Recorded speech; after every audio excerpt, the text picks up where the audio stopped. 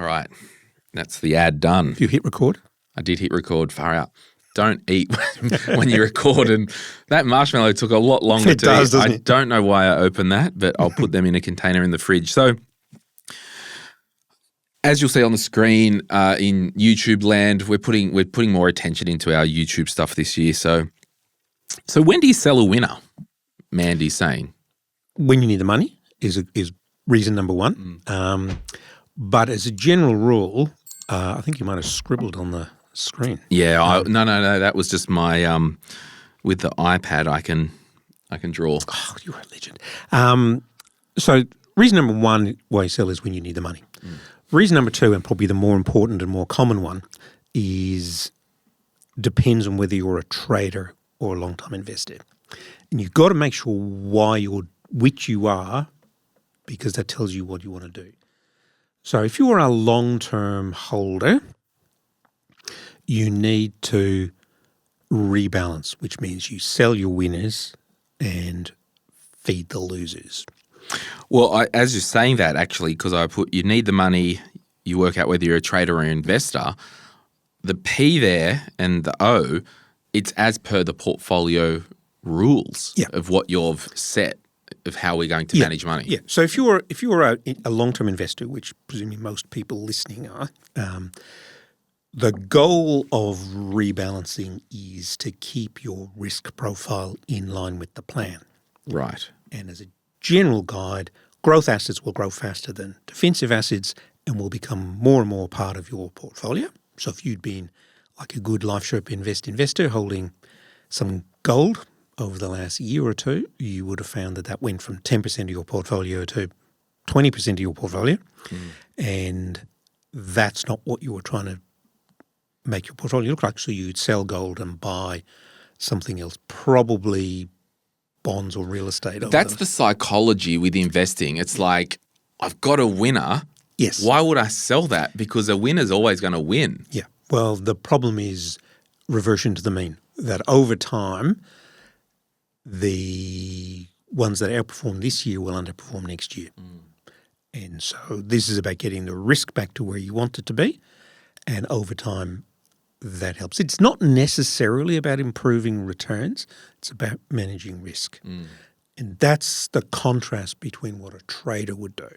So if you're a trader, the rule is cut your losses and run your winners. And the idea there is to make sure that you lose less on the losing trades than you win on the winning trades. And so that if you can be better than 50-50 on your rights versus wrongs, you'll therefore make money. But that's a distinctly different approach to a long-term investor. So make sure you know which you are, both of their place. And if you are a trader, you run your winners, cut your losses, and cut them quickly. Whereas if you're a long-term holder, the idea is you want to sell high, buy low, and keep your risk where you want it to be. Yeah, because a discussion when to sell that have performed well. I mean, there's two things I'm initially thinking at here. There is, so as an example, you mentioned like your Life Sherpa Invest portfolio, which... So we do this every quarter. You don't pay me to say that, but you're in this world, so, assume everything's an ad, assume that we're advertising marshmallows. But there is two stages here. There is, when do I tweak winners or sell down shares or ETF that have performed well and I still want the money invested? But there's the other thing. Well, what if I just have a couple $100,000, $100,000, $10,000 with Life Sherpa or VDHG or whatever? Well, it's done well. When do I take the money home? That side of the argument is, well, what's your broader strategy for money and life? Yeah. So that's why do you need the money? And that comes with, you'll probably have thought of that when you decided that the Life Sherpa Everest portfolio was right for you, because you had a goal. The reason you're not spending it today is because you have something better to spend it on next year, next decade, next lifetime. I mean, me as the lizard brain, gorilla, grazed wrist type of guy, my wrists are grazed like I'm that dopey. This game ain't for me. Like, I can't sell down winners. That's why I outsource my investing to a system and structure where there's science behind it. Every quarter there's a rebalance. Yeah. Done. And I think a lot of people that takes the emotion out of it. Yeah, because it's not emotional for me. And because investing for me isn't how do I make as much money? That's not my goal for investing. My goal and philosophy with investing goes back to my broader vibe for my life. Give some, save some, and spend some. Yep. So give some, generous with money, save some before I spend, which means I've got money and I'm parking it for future Glen. Yep. Now, when I park it for future Glen, I don't necessarily need to do anything other than beat inflation and a cash rate. I'm happy with market returns because so mentally if I invest that way, it's not emotional at all because I'm parking money knowing over the long term I've got a high chance of beating inflation and a cash rate. But for most people, money is emotional and it's very difficult to do it dispassionately, which is often why people choose to have a professional do it. It's not because if I put some of your money in the Vanguard Australian Share Fund, Vanguard Australian Share Fund doesn't know or care whether I chose it, you chose it, or the cat threw a dart at a dartboard to choose it. It will do what it does. Yeah. The skill a professional manager brings to it is the portfolio construction piece to make sure they all work together, making sure you're keeping on track of the changes to these funds and the indexes, and that you are regularly rebalancing so that your risk doesn't drift. Yeah. So if I promise you 10% in gold and gold doubles in price, well, I need to get it back to the 10 I promised you. Yeah, that's cute, but what's on the box says this. Yeah.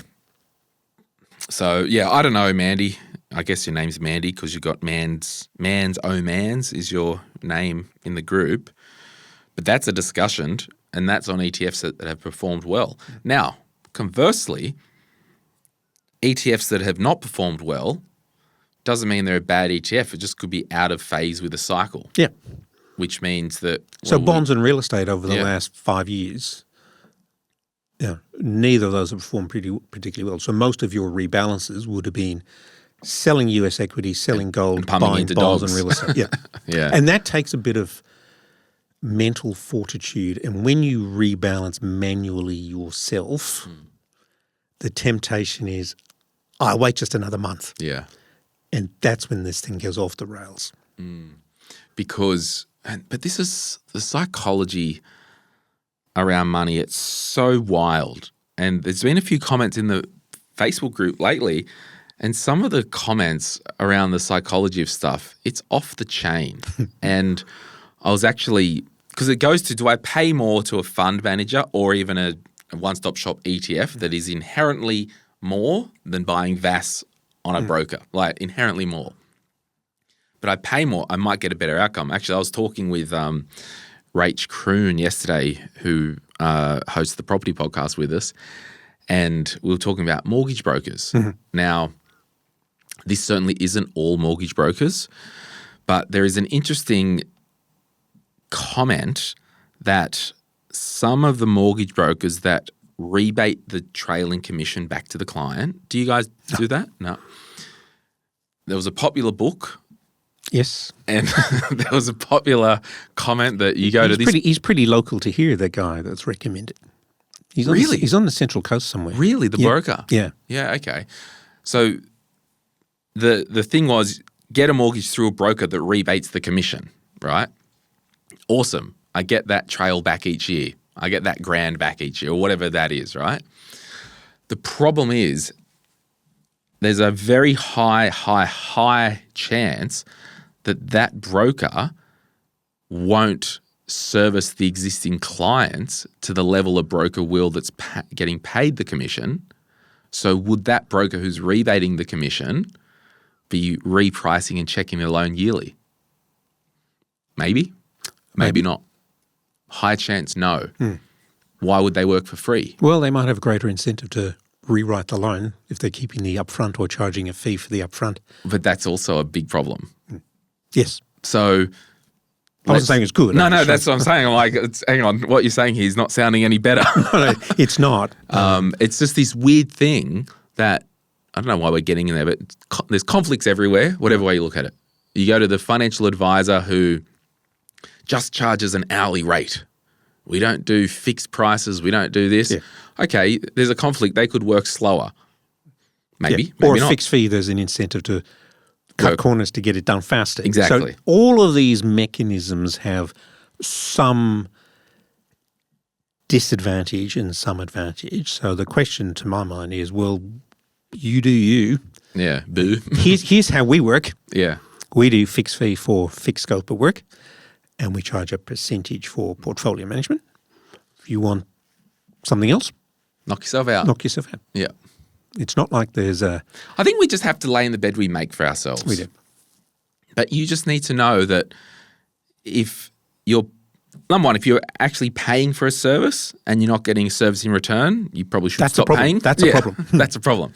But if you're paying a trail commission, well, you're not paying it. If the broker is receiving a trail commission from the lender because the lender's effectively outsourcing the maintenance to the broker, well, if they're not reviewing your loan every year, you kind of go out on a limb to say probably not servicing their clients. So anyway, but this is the psychology. Yeah. Do I spend more with a portfolio that has rules that will sell a winner and rebalance quarterly, hell or high water? Oh, no, but I don't want to pay more fees.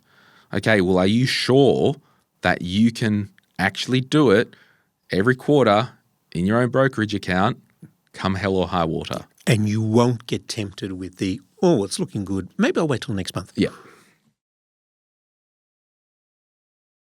Hey, it's Glen here. Thank you so much for watching today's video. You made it to the end. Can I ask a favor? Can you hit that like button and maybe hit subscribe if you want to get notified when we release further videos just like this one, whether you watch the Money, Money, Money podcast or Retire Right. And remember, if you want to learn more about investing, I've got an investing book, The Quick Start Guide to Investing, and there's a link in the description to get your hands on a copy. Thank you so much. Bye.